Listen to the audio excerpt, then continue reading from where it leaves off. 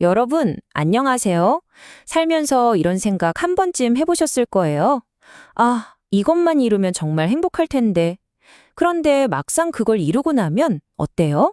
그 행복이 생각보다 금방 사라지지 않던가요? 오늘 이야기해볼 주제가 바로 이겁니다. 어쩌면 우리가 행복에 대해 뭔가 단단히 오해하고 있는 건지도 몰라요. 이거 정말 공감되지 않으세요? 진짜 몇 년을 바쳐서 드디어 승진을 했어요.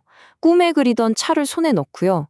와, 이보다 더 완벽할 순 없다 싶었던 관계. 근데 그 짜릿함이 정말 파도처럼 싹 밀려왔다가 흔적도 없이 사라지는 거예요. 그리고 정신 차려보면 놀랍게도 내 감정은 딱 원래 있던 그 자리로 돌아와 있는 거죠. 그래서 오늘 던져볼 질문이 바로 이겁니다. 만약에 말이죠. 우리가 행복을 좇는 이 모든 과정이 사실은 거대한 착각에 기반한 거라면 어떨까요? 그러니까 뭔가를 성취해서 행복해지려는 그 생각 자체가 우리를 함정에 빠뜨리는 거라면요? 자, 이제 본격적으로 한번 들어가 보죠. 이런 공허함, 이거 절대 여러분 개인의 실패가 아닙니다. 이건 심리학에서 아주 잘 알려진 현상이고요. 사실 우리 뇌가 원래 그렇게 설계된 거랑 아주 깊은 관련이 있어요. 이 현상을 심리학에서는 쾌락의 쳇바퀴라고 불러요. 비유가 정말 딱 들어맞죠. 우리가 헬스장에서 쳇바퀴 위를 막 열심히 달리잖아요. 땀 뻘뻘 흘리면서. 근데 사실은 제자리잖아요.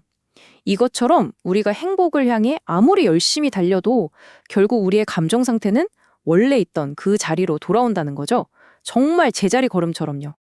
이걸 아주 극적으로 보여주는 진짜 유명한 연구가 하나 있습니다. 1978년에 나온 연구인데요. 여기 화면 좀 보세요. 어마어마한 액수의 복권에 당첨된 사람들이랑 그냥 평범한 사람들이랑 행복도를 비교해 본 거예요. 결과가 어땠을까요? 놀라지 마세요. 거의 차이가 없었어요. 복권 당첨자 그룹이 5점 만점에 4.00, 일반 그룹이 3.82. 아니 점수 차이가 고작 0.18점. 이건 뭐 거의 똑같다고 봐도 무방한 수준이죠. 근데 진짜 충격적인 건 따로 있어요. 복권 당첨자들이요. 친구랑 수다 떨고 맛있는 아침 먹고 이런 일상의 소소한 기쁨 있잖아요. 여기서 느끼는 즐거움이 오히려 더 적었다는 거예요. 연구자들은 이걸 대비 효과라고 불렀는데요. 생각해보면 간단해요. 너무 강렬한 막 눈부신 빛을 보고 나면 잠깐 눈앞이 캄캄해지잖아요. 그거랑 똑같은 거예요. 인생 역전이라는 너무 강한 자극을 한번 겪고 나니까 웬만한 평범한 즐거움들은 그냥 시시하게 느껴져 버리는 거죠. 뇌의 기준점이 확 올라가 버린 거예요. 아니 도대체 왜 이런 일이 벌어지는 걸까요? 이제 이 쳇바퀴 현상 뒤에 숨어있는 우리 뇌의 비밀을 한번 파헤쳐 보겠습니다. 사실 문제는요, 우리 뇌의 설계도 자체에 있었어요. 자, 이 부분이 정말 핵심입니다. 우리 뇌에는요, 원하는 시스템이란 좋아하는 시스템이 완전히 따로 돌아가요. 우리가 흔히 행복 호르몬이라고 착각하는 도파민 있죠.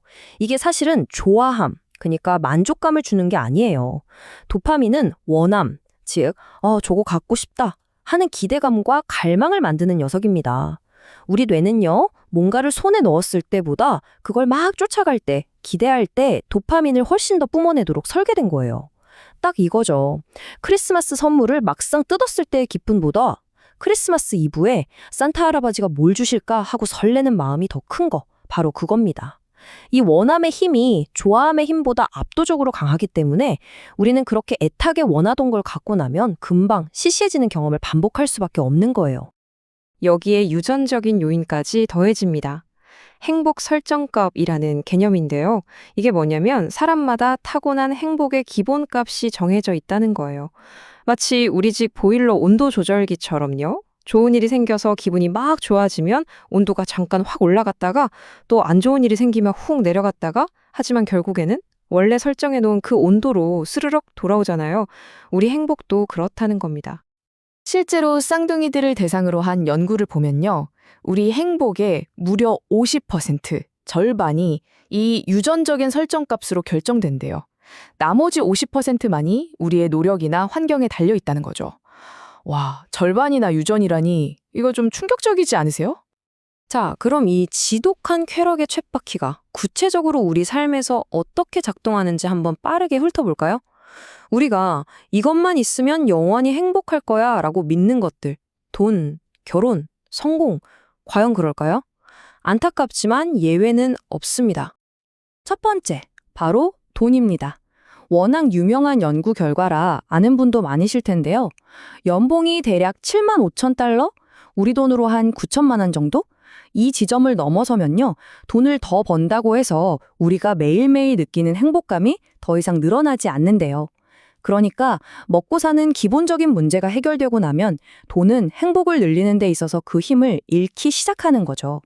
그럼 결혼은 어떨까요?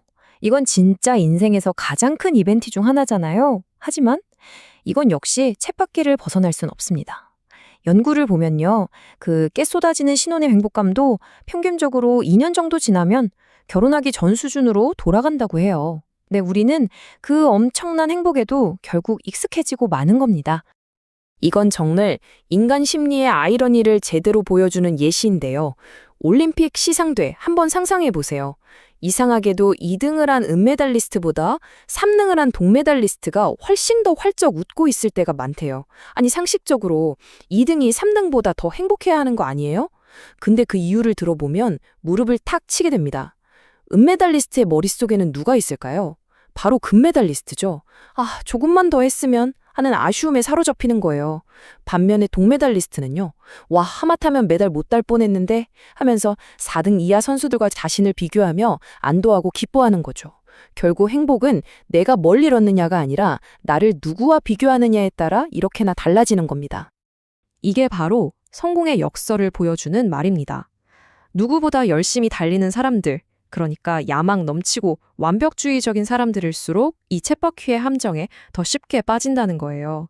왜냐하면 이 사람들은 목표를 하나 달성해도 거기서 만족하고 끝내는 법이 없거든요.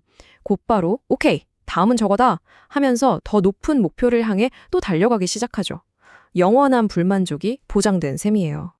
자, 여기까지 들으면 좀 암울하죠? 아니, 그럼 어쩌라는 거야? 우린 그냥 평생 불만족스럽게 살아야 해? 라고 생각하실 수도 있어요. 하지만 아닙니다. 이제부터가 진짜 중요한 이야기예요. 이 쳇바퀴 현상을 저주가 아니라 오히려 기회로 바라보는 관점의 전환을 시도해 보겠습니다. 생각을 한번 바꿔보자고요. 이 적응이라는 능력, 이게 사실은 우리를 괴롭히는 버그가 아니라 우리를 살게 하는 핵심 기능이라는 겁니다. 한번 생각해 보세요. 우리가 큰 슬픔이나 역경을 겪었을 때 다시 툭툭 털고 일어설 수 있게 해주는 힘이 바로 이 적응이거든요. 우리를 나락에서 구해주는 바로 그 힘이 반대로 너무 큰 기쁨에도 똑같이 작용해서 우리를 다시 평온한 일상으로 되돌려 놓는 것뿐이에요. 그러니까 오늘 이야기의 가장 중요한 결론은 이겁니다. 중요한 건 도착이 아니라는 거예요. 중요한 건 달리는 과정 그 자체입니다. 만족은 성취 그 자체가 아니라 성취해 나가는 그 과정에 있다는 거죠. 행복이라는 목적지의 깃발을 꽂으려는 생각을 버리고 지금 내가 달리고 있는 이 길 자체에 의미를 두는 것, 바로 여기에 해답이 있습니다. 자, 쳇바퀴가 우리 인생의 기본값이라면 우리는 이제 어떻게 살아야 할까요? 방법은 간단합니다. 첫째, 내가 지금 쳇바퀴 위를 달리고 있다는 사실을 그냥 받아들이세요. 둘째, 행복이라는 신기루 같은 목적지를 쫓는 걸 멈추세요. 그리고 마지막, 이게 제일 중요한데요. 어떤 상을 받기 위해서가 아니라 그 달리는 과정 자체가 나에게 의미와 즐거움을 주는 그런 쳇바퀴를 스스로 선택하는 겁니다. 결국 우리는 이 쳇바퀴에서 내려올 수는 없습니다. 그게 바로 인간으로 태어난 우리의 조건이니까요. 하지만 어떤 쳇바퀴 위에서 뛸지는 전적으로 우리가 선택할 수 있습니다.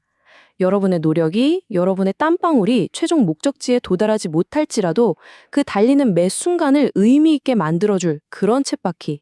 여러분에게는 어떤 쳇바퀴가 될까요? 이 질문을 마지막으로 남기면서 오늘 이야기는 여기서 마치겠습니다.